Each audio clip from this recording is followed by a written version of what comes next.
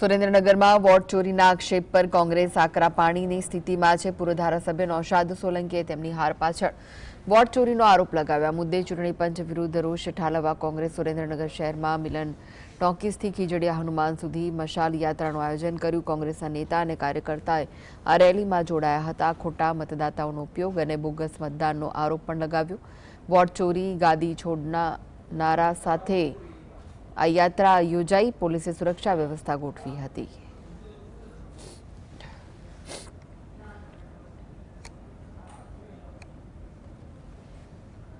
તો આ વિશે વધુ માહિતી માટે જોડાઈ ગયા છે સુરેન્દ્રનગરથી સંવાદદાતા ફઝલ। કોંગ્રેસ દ્વારા રેલીનું આયોજન કરવામાં આવ્યું હતું, શું વિગતો છે?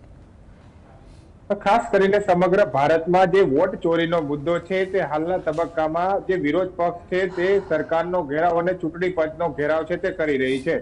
ત્યારે સુરેન્દ્રનગર જિલ્લામાં મશાલ રેલીનું કોંગ્રેસ દ્વારા આયોજન કરવામાં આવ્યું છે, જેમાં ખાસ કરીને વોટ ચોરો ખુરશી છોડોના નારા સાથે મશાલ રેલીનું આયોજન કરવામાં આવ્યું છે।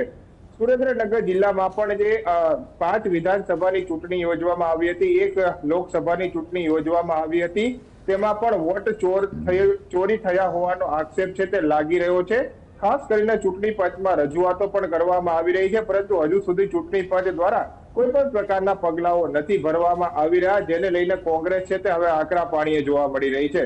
સુરેન્દ્રનગર જિલ્લાભરમાં જે ધારાસભ્યો પૂર્વ ધારાસભ્યો છે અને જે ખાસ કરીને જિલ્લા પંચાયતમાં પૂર્વ સદસ્યો રહી ચૂક્યા છે અને કાર્યકર્તાઓ છે, તેમના દ્વારા મશાલ રેલીનું આયોજન કરવામાં આવવાનું છે। ત્યારે ખાસ કરીને જે પૂર્વ ધારાસભ્ય નૌશાદભાઈ છે, જિલ્લા પ્રમુખ, તેમની સાથે વાત કરશું। આ વોટ ચોરીનો સમગ્ર મુદ્દો છે, મશાલ રેલીનું આયોજન છે, શું કહેશો? જે પ્રમાણે આદરણીય રાહુલજીએ એ સમગ્ર વિશ્વ સમક્ષ એક ખુલ્લું ચિત્ર બતાવ્યું છે કે આ દેશની અંદર લોકશાહી હવે ખતરામાં છે। જે પ્રકારે ચૂંટણી કમિશન, ચૂંટણી આયોગ એ વોટની ચોરી કરી રહ્યું છે, ભારતીય જનતા પાર્ટીને મદદ કરી રહ્યું છે, એ વાત લગભગ હવે સ્પષ્ટ થઈ ચૂકી છે। એની સામે ઇલેક્શન કમિશન દ્વારા કોઈ એવા યોગ્ય ખુલાસાઓ કરવામાં આવ્યા નથી। ઉલટાનું રાહુલ ગાંધીને એફિડેવિટ કરવાનું અને એમના ઉપર કાર્યવાહી કરવાની જે વાત કરે છે, એના કારણે સમગ્ર દેશના વિપક્ષો આજે ભડક્યા છે।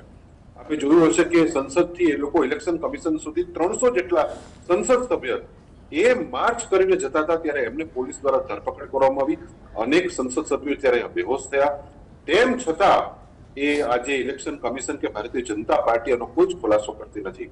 ત્યારે હવે આ મુદ્દો માત્ર હવે ઇલેક્શન કમિશન કે ચૂંટણી પૂરતો રહ્યો નથી, હવે આ મુદ્દો સંવિધાન બચાવવાની લડાઈ થઈ રહી છે, લોકશાહી બચાવવાની લડાઈ થઈ રહી છે, એક વ્યક્તિ એક વોટની લડાઈ આ અત્યારે ચાલી રહી છે।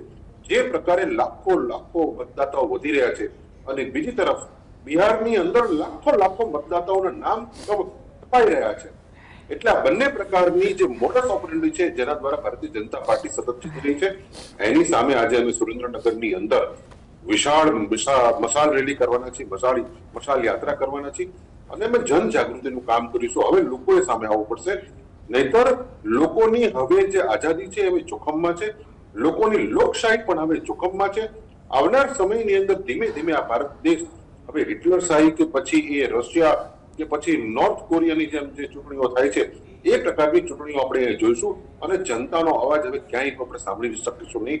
એની સામે આજે અમે તમામ કોંગ્રેસના કાર્યકર્તાઓ, નાના આગેવાનો બધા સાથે મળી અને પૂરા મક્કમતાથી અમે મશાલ યાત્રા કરવાના છીએ અને અમે જનતાને જાગૃત કરીને જનતાને બધી સાથે કેવી રીતે બોગસ મતદાતાઓ ઉભા કરવામાં આવે? આપ જાણો છો કે 5 પદ્ધતિઓ છે।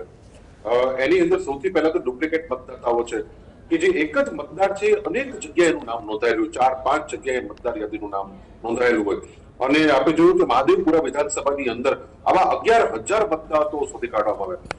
બીજી અંદર કે જે ફેક એડ્રેસ હોય, તમારા ઘરનું નામ સરનામું 0 હોય, તમારી શેરીનું સરનામું 0 હોય, ત્યાં કોઈ આવું એડ્રેસ ક્યાંય તમને મળે જ નહીં, એવી જગ્યાએ અસંખ્ય સંખ્યાની અંદર મતદાતાઓ નોંધાયેલા હોય। ત્રીજી તરફ બલ્ક એડ્રેસ એટલે કે એક જ જગ્યાએ બલ્ક વોટર્સ હોય, એક જ એડ્રેસ ઉપર 80-100 અને બિહારમાં તો હમણાં 200-250 જેટલા મતદાતાઓ એક જ એડ્રેસ ઉપર નોંધાયેલા જોવા મળે। આવું તો કેવી રીતે બની શકે? અને સાવ વાહિયાત પાયા વગરની દલીલો પણ કરવામાં આવે છે ભારતીય જનતા પાર્ટી। કાં તો માણસો બદલાતા જાય, ભાડે આવે જાય, તો જે માણસ ભાડે 1 મહિનો પણ રહેવા આવે એ સીધું વોટર આઈડી બનાવી નાખે, સીધું મતદાર યાદીમાં નામ દાખલ કરી દે, કોઈ માને નહીં। એટલે આવા લગભગ ખાસા મતદારો।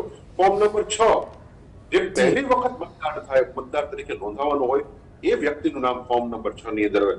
બે આપણે જોયું કે હમણાં એક બહેન છે 124 વર્ષના બતાવવામાં આવ્યા છે.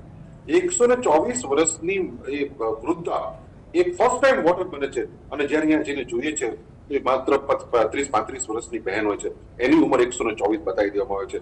આમ લગભગ એક જ વિધાનસભાની અંદર 1 લાખ કરતા વધારે મતદાતાઓ આવા બોગસ, ડુપ્લિકેટ, ફેક એડ્રેસ અથવા ફોર્મ નંબર 6 દાખલ થયા છે. બીજી તરફ આજે સરના માધ્યમથી બિહારની અંદર 65 લાખ મતદાતાઓના નામ કાપી નાખવામાં આવ્યા છે.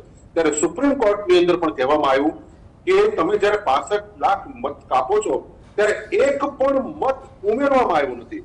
આજે કર્ણાટકની અંદર 1 લાખ મતો વધારે ઉમેરવામાં આવ્યા, જ્યારે અહીંયા એક પણ મત ઉમેરવામાં નથી આવ્યો, 65 લાખ લોકોના મત કાપી નાખવામાં આવ્યા છે. આ તમામ રીતે વોટની ચોરી થઈ રહી છે, લોકશાહીનું હનન થઈ રહ્યું છે. ખાસ કરીને જે વોટ ચોરીના મુદ્દે લે તે સુરેન્દ્રનગર શહેરમાં મશાલ રેલીનું આયોજન કરવામાં આવશે, ત્યારે મોટી સંખ્યામાં કોંગ્રેસના કાર્યકર્તાઓ અને નેતાઓ આ મશાલ રેલીમાં જોડાવાના છે. ત્યારે આ જે નવસાદભાઈ સોલંકી છે તે પૂર્વ ધારાસભ્ય અને દસાડાથી ચૂંટણી લડ્યા હતા, તે પણ 2100 મતથી હાર્યા હતા. તેમને પણ એવો ગંભીર આક્ષેપ લગાડ્યો છે કે મતદાન ચોરીના હિસાબે તે પોતે હાર્યા હોય. જી આભાર ફઝલ સમગ્ર માહિતી આપવા માટે.